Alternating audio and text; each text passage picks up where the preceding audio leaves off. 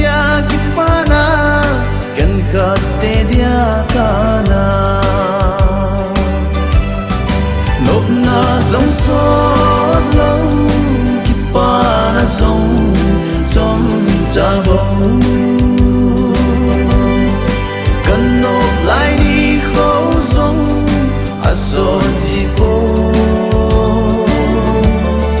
kipana chăm kim pakai nang lâu vin hilei se na kipana ding akim the boy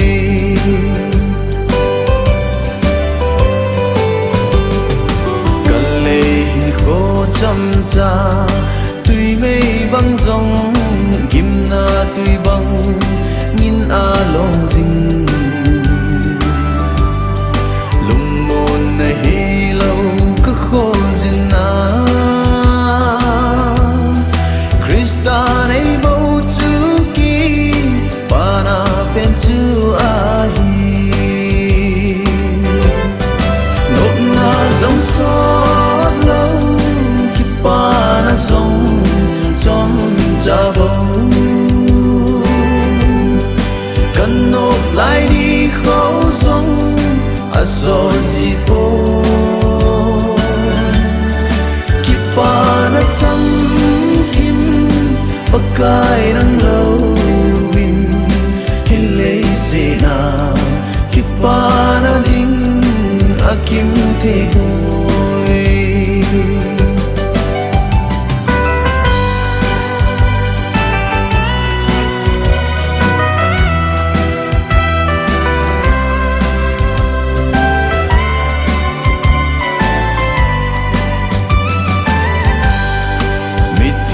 che ma sa pi le pu sang tam ta thi na ana gal kai zin Krista na sem kho pi chu lo un lấy set gen thi na cheng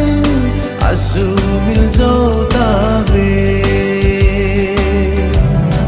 nộp na dòng xót lâu kipana song